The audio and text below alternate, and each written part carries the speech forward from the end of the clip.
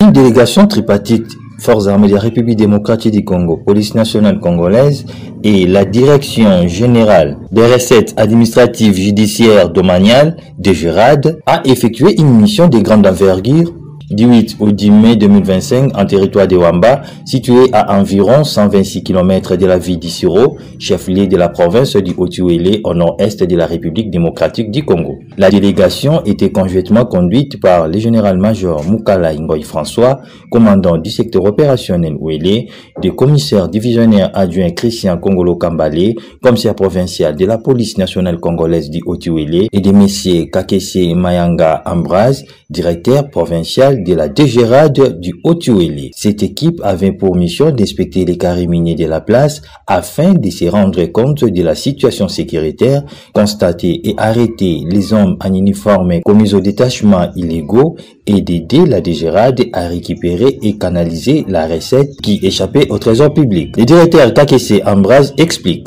La majorité des sociétés qui exercent ici, ils sont en partenariat avec les coopératives. C'est-à-dire les sociétés ne respectent pas la procédure d'être propriétaire de carrés miniers. C'est ce qui amène que l'administration fiscale puisse perdre ses recettes.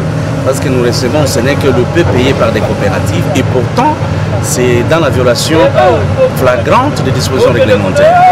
Parce qu'une coopérative ne peut pas faire entrer des machines comme je suis en train de constater derrière moi ici. Les coopératives doivent fonctionner avec des outils élémentaires, ce qui est prévu par les codes miniers. Et ce que nous allons constater ici, ça va nous permettre de faire un travail au bureau afin de sanctionner toutes les coopératives qui violent les dispositions. La collaboration, c'est seulement protéger les intérêts de la République démocratique, qui est notre élément de base. C'est-à-dire les expatriés qui sont en train d'exploiter, ils doivent payer. Et il arrive que l'administration n'ait pas l'accès au site pour faire ce travail. Maintenant, cette fois-ci, avec l'appui de l'armée et l'appui de la police, nous avons eu vraiment la chance de voir la réalité sur chaque site.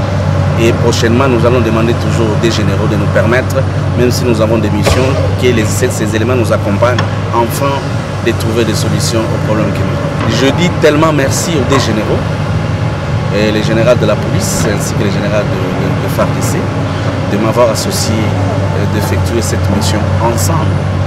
Et je les rends vraiment hommage par rapport à leur rigueur et leur manière de faire les choses qu'ils sont en train de constater sur terre.